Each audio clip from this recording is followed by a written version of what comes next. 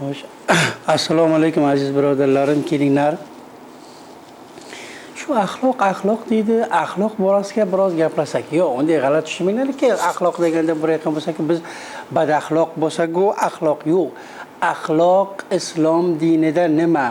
Qancha qadri bor va qanchalik bizdan keraklik.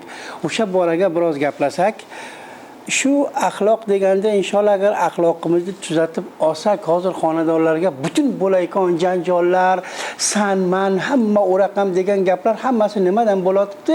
Shu axloqli darsini yaxshi bilmagasdan bo'layotibdi. Kelinglar, bir oz o'ltirib, bir axloq borasiga gapirsakki, dinimizda axloq nima deganini keyin tushunib olsak, Xudo xolasa, agar buni bilib qo'limizdan kelgancha amal qilib boshqalarga o'rgatsak, Xudo xohlasa uylarimiz agar sho'razor bo'lsa, lolazorga tabdil bo'ladi.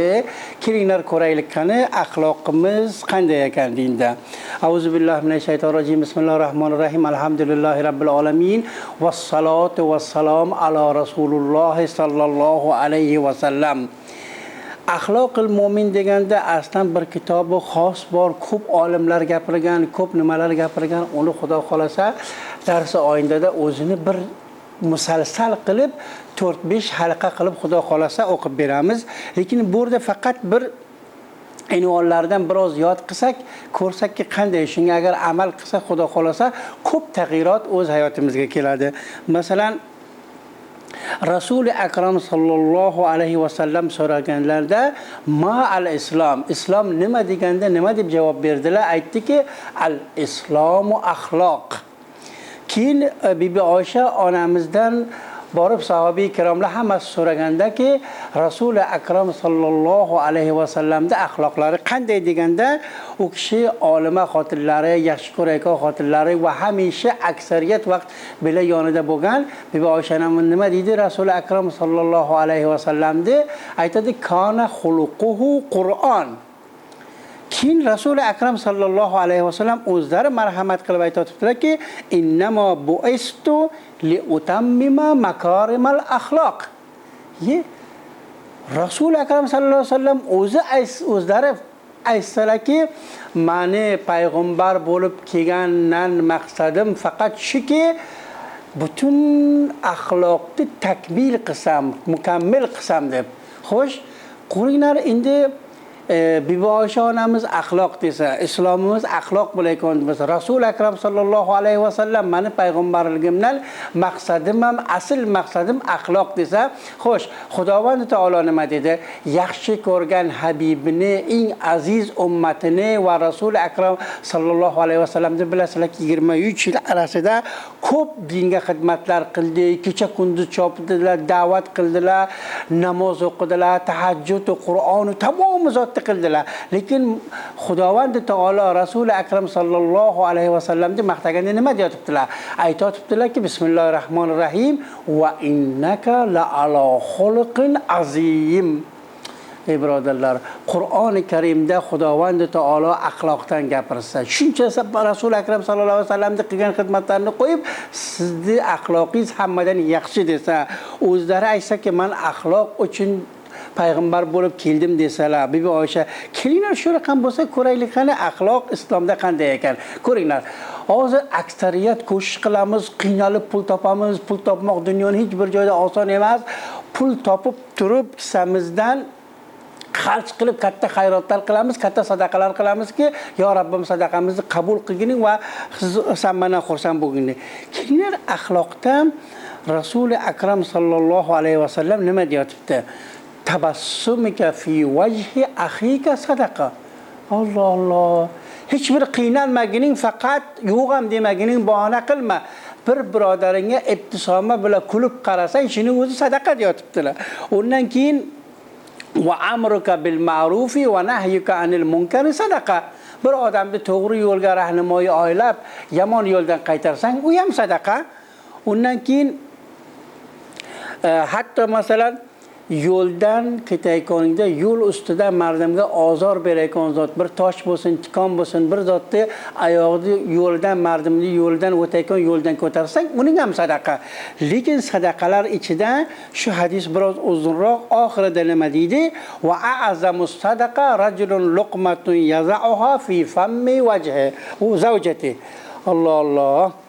Ya'ni sadaqalarning ichida eng kattasi nima? Axloqiy sadaqalarda bir odamki bir luqma nonni olib turib o'z xotinini og'ziga bersa, yo Rabbim, shunchalik katta savob bizlar xonadonlarda nimalar bo'ladi, nima zot bo'ladi, xotinini og'ziga non bermoq u yoqda tursin. Lekin sho'rda oxirida a'zamu sadaqa degan.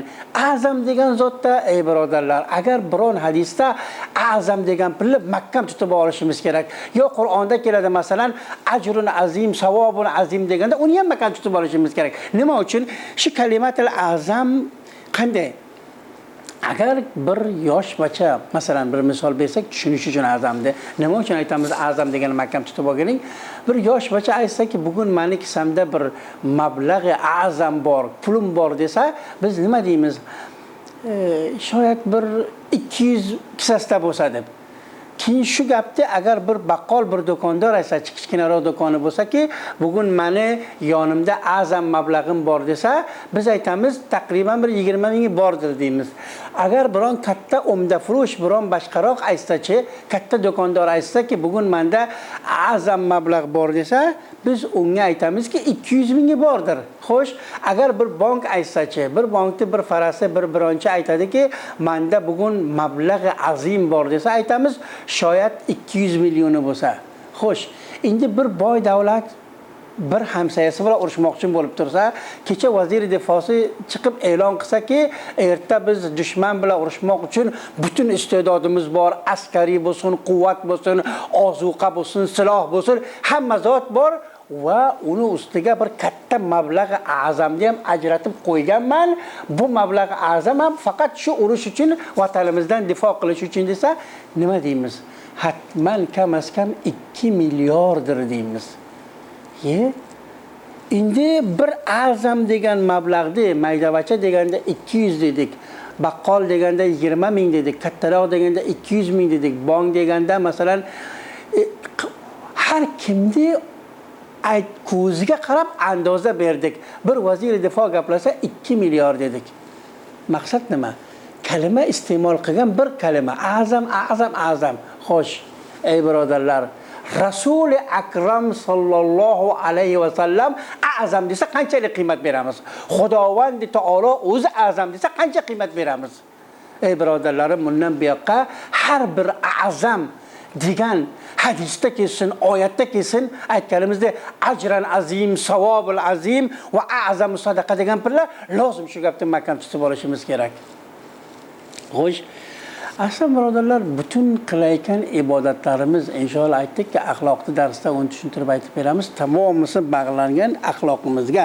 Masalan, bitta misoli qanday? Hoji Sohiboy muhtaram hammasini hajlarni Alloh qabul qilsin, qilganlarni va qilmaganlarni ham Alloh inshaalloh oson qilib tezroq hajga yetkazsin. Chunki hajda birodarlar 3 million, 4 million odamni arasida o'ltirib turib qanday qilamiz? Axloqimizni oxir daraja tuzatamiz. Sesimizni baland qilmaymiz, bittani so'kmaymiz, bittani urishmaymiz, nariroq o'tir demaymiz. Hatto oyog'imizni bosib ketsa ham biz uzr so'raymizki, kechirasan.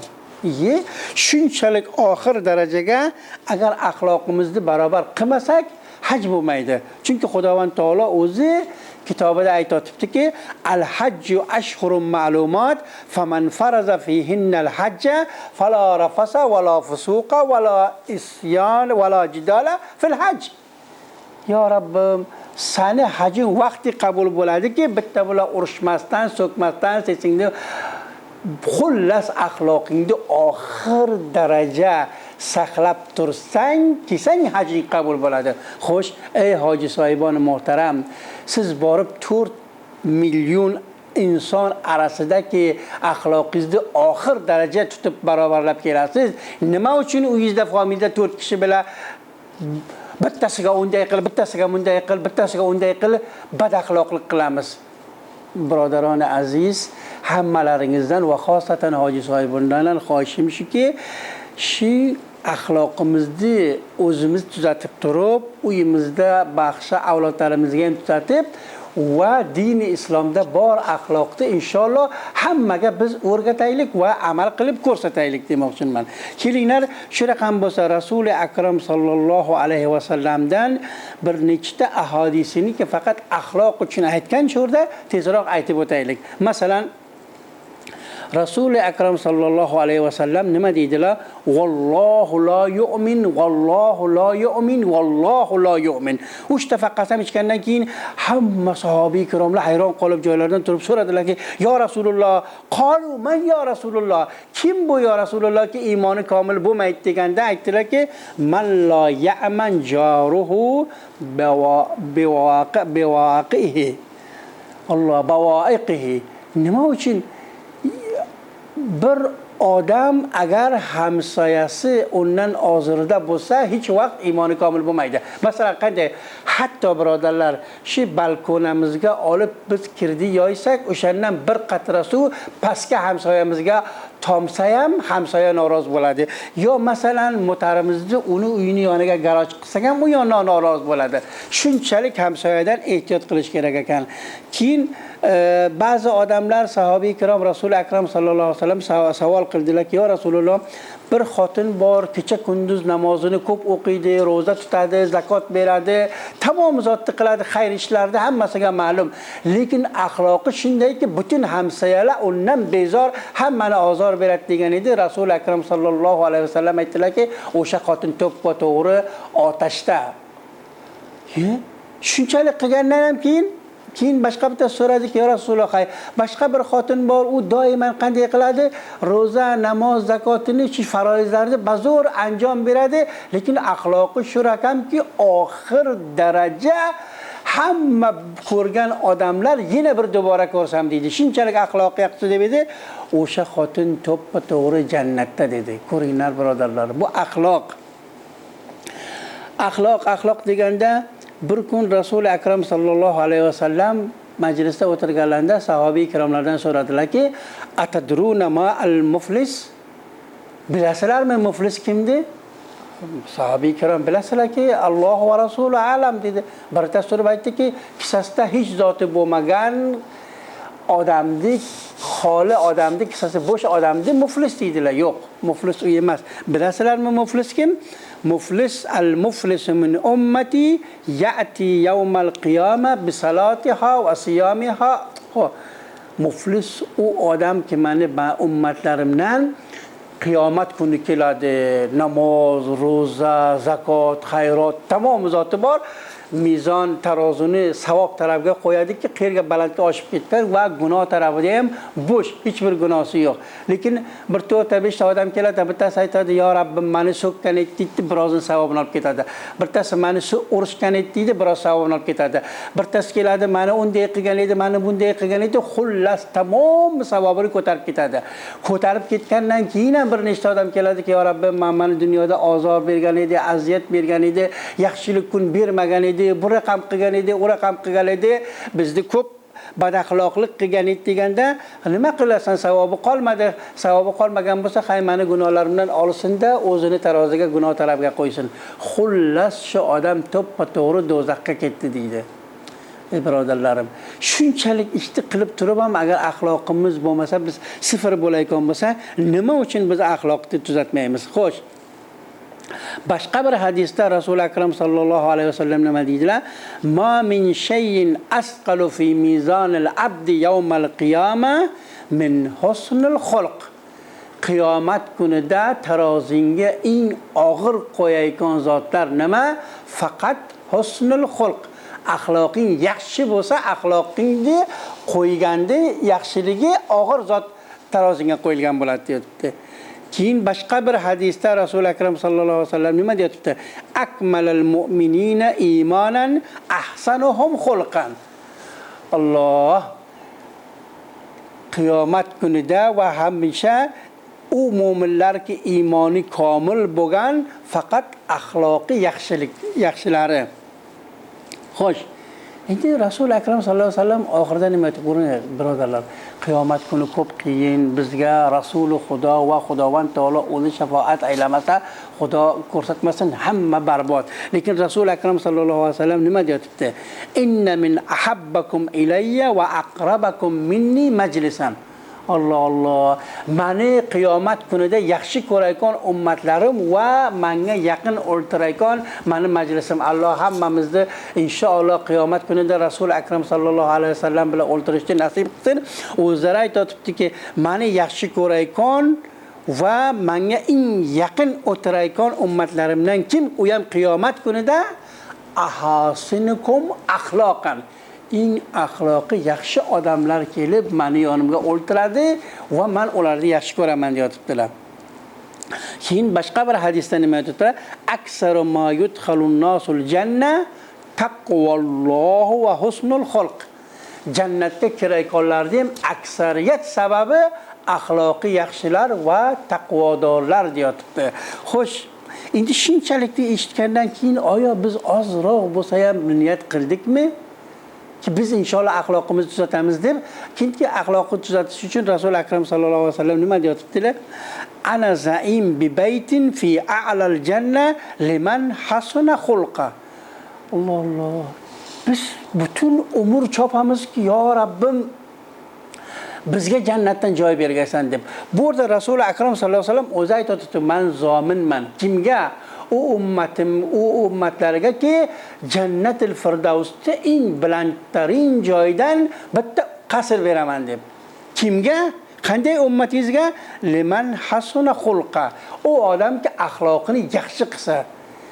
Yo, shunchalik ko'rdikki savobni kattasi, savobni eng orami va Rasul akram sallallohu alayhi vasallamga Xudovand taologa yaqinlash hammasi axloq tarafdan kelar ekanmi? Hay, nima uchun biz axloqni tuzatmaylik? Xo'sh, axloq deymiz, bu axloqdan maqsad nima? Axloqni qayerdan o'rganamiz deganda qarang, bir maydagina nasihatlarda bor, shuni olsak inshaalloh hammamiz o'rganib to'g'ri bo'lamiz. Masalan, avvalo bizda axloqni o'rgatayotganimiz solih bir do'stimiz, bir oshnomiz doimo bizni yaxshi yo'lga rahnamoyi qilib, yomon yo'ldan qaytarib beradi. Va ikkinchisi dushmanimiz. Birinchi do'stdan o'rgansa, ikkinchi dushmandanmi? Ha? Qanday? Dushmanimiz doimo bizni aybimizni aytib, bizni yomonlab yuradi. Lekin biz aytgan ayblaridan darrov undan e'tiqod olib janjallashgandan ko'ra cho'tlab ko'rsakki, ha, voqean shuni aytayotgan aybi menda bor deb shuni isloh qilib olamiz. Uchinchisi mana shu raqam o'tirgan darslardan, katta olimlarning yonlariga borib, ulamolardan, kattalardan, axloqiy yaxshilardan so'rashimiz kerak va darslarda o'tirib dars olishimiz kerakki, axloq qanday bo'ladi. To'rtinchisi, lozim sirati nabaviy Rasul akram sallallohu alayhi vasallamni o'qisak va u kishini axloqlari bilan o'z axloqimizni barobarlab ko'rib, albatta u kishiday bo'la olmaymiz, lekin shunday qilaylikki, Rasul akram sallallohu alayhi vasallamni qo'ygan qadamlaridan qadam bosamiz deb niyat qilaylik. Xo'sh, endi aytdik-ku, islom deganda hatto masalan ba'zi joyda aytsa bo'ladiki, sani isloming faqat axloqing. Sen axloqni tuzatsang, isloming to'g'ri bo'ladi. Lekin birodarlar, aslan bir cho'tlab ko'rsak, doimo biz qilayotgan ishlarimizga qarab tursak, islomga ko'p zulm qilganmiz. Faqat axloq tarafdan. Bas masalan qanday quruq namoz bilan ro'zasini ba'zilar mahkam tutib, boshqasini poymol qilganmiz. Hammasini bila tutishimiz kerak-ku. Ey birodarlarim, faqat bular asosiyoti islomni tutib turib, boshqasini qilma qilsak, bir ro'za bilan namoz bilan islom komil bo'lmaydi-ku, hatto iymon komil bo'lmaydi-ku. Taqriban ko'rasizlar, bir 10 yil bo'ldi, Allohga shukrki, alhamdulillah, dinga ko'p tavajjuh bor, islom kattalotibdi, ko'palotibdi. Hatto masalan o'zimizda, yoshlarimizda, boshqalarimizga ibodatga hamma qaytib kelayotibdi. Ko'p yaxshi, Xudoga shukr, yaxshi bashoratlar bor. Lekin mutaassifona bil muqobil axloq pastga tushib ketibdi. Qanday? Shaxsiy manfaat deganda hammamiz bosib o'tibmiz axloqni. Nima deysiz? Masalan, man bir odamni ko'rganda toninsam tonimasam assalomu alaykum desam, va alaykum assalom desam, bir odam yaxshilik qilsa menga tashakkurlar aytsam, otam bo'lsin, onam bo'lsin, yo boshqa birta begona bo'lsin, sog' bo'ling akajon, menga qilganlaringizni inshaalloh men umrimda yoddan chiqarmayman, doimo sizga inshaalloh qo'limdan kelgancha xizmat qilib turaman. Hatto masalan men qaytara olmasam, Allohdan qaytsin, jazakalloh xayr. Ukam tili shirin ekan aytasiz. Hammasi tildanmi yo mana bu yerda bir zot bormi? Maqsad shuki, endi birodarlar, aslan biz butun qasas anbiyolarni o'qib ko'rsak, Odam alayhisalomdan olib to Muhammad sallallohu alayhi vasallamga kelguncha hamma payg'ambarlar da'vat qilgan faqat axloq uchun. O birodarlar, nima deyapsan? Hammamiz o'qiganmiz-ku, ular faqat la ilaha illallohga aytgan-ku. To'g'ri, aslan la ilaha illalloh nima degan? La ilaha illalloh degan bir xudodan boshqa xudo yo'q. Xo'p, buni aytgandan keyin amal qilish kerakmi? Qilish kerak. Qilsang nima qilasan? Ki Xudovand taoloni butun aytganlarini qilasan, aytmaganini qilmaysan. Xo'p, shuni qilsang axloq bo'ldimi yo boshqa zot bo'ldimi? Ko'ringlar, qaysi tarafga bir borsak, faqat aylanib axloqqa boramiz. O'shaning uchun aytadiki, agar bir odam butun adolat 100% islomda bor adolatni tatbiq qilib 1 soat umrida yashasa 70 yillik ibodatdan ko'ra yaxshi deydi. O'shaning uchun ba'zilar borki, birodarlar, gapam bordaki, avval o'zimizni tutatib turib, keyin uyimizda axloqimizni tutatib turib, boshqalarga pand nasihat bo'lib, undan imkoni boricha boshqalarga avval az xudgidan tutib boshlamoqimiz kerak. Ko'ringlar, shu Luqmoni Hakim, Xudovand taolo o'zi bir bandasiniki Qur'onida Hakim desa, qanday daraja bo'lar ekan? Ko'ringlar, biz 30-40 yil o'qib, yana doiman ko'shish qilib o'qib yuramiz, butun umrni yarmidan ziyodini o'qiymizki, bizga faqat injener, muhandis, doktorlik otni olaylik deb. Shu yaxshimi yo Xudovand taolo to'ppa-to'g'ri o'zi Hakim desa yaxshimi? Qaysi daraja yaxshi? Yo, ular ham emaski, ular ham kerakli doktorlik, injenerlik, koshki alhamdulillah hamma koshki shunday bo'lsa edi, shu darajaga yetishsa edi, lekin Xudovand taolo Hakim degandan ko'ra butun dunyoni mansabidan ko'ra balandroq demoqchiman. O'shanda ham Luqmon Hakim Davud alayhisalom bilan qo'shilib shunday bir hukumat, shunday bir asos qurdilarki, oxirini Sulaymon alayhisalom deb bilasizlarki, qancha katta qilib olib ketdi. Asl shurda ham Luqmon Hakimning shunchalik qilgan xizmatini qo'yib Xudovand taolo o'g'liga qilgan nasihatini Qur'onda aytibdi. Demak nima? Demak avval o'zingni isloh qil, keyin ahlingni qil, undan keyin mardimga chiq. Masalan, Luqmon Hakim o'g'liga, inshaalloh Luqmon Hakimning qissasi kelganda uni asta tushuntirib, yaxshilab aytib beramiz. Unda deydi: "Ya bunayya la tushrik billah va innash-shirka la zulmun azim." Ko'ringlar, o'g'liga nasihat qilganini aytadi. Demakki, Qur'onda o'rgatib turibdiki, avval o'zing, keyin avlodlaring, undan keyin boshqaga. Bunday emaski, to'ppa-to'g'ri bir gap eshiting, borib ko'chaga borib e'lon qilsang hammadan avval deganda. Endi birodarlar, qaranglar. Bir kitob mayda qissani aytib bersak, o'zimiz tushunamizki, axloqda qanchalik foydasi bor ekan. Ko'rasizlar, shu Indoneziyaga eng purnufustarин davlat musulmonlar ichida qaysi zaim, qaysi bir sahobiy kirom borib shularni fath qildi, hech kim otini bilmaydi. Nima uchun? Chunki hech kim borib shamshir bilan borib Indoneziyani musulmon qilmagan. Qanday? Hadramutdan bir nechta Yamandan tojirlar borib o'sha yerda o'ltirib tijorat qilib axloqini eng yaxshi saviyada ular bilan axloq bilan muomala qilgani uchun ko'rib ular hammasi musulmon bo'lib ketgan. Masalan, qanday bo'lgan? Bittasi kelib, "Oka, shu gilamingiz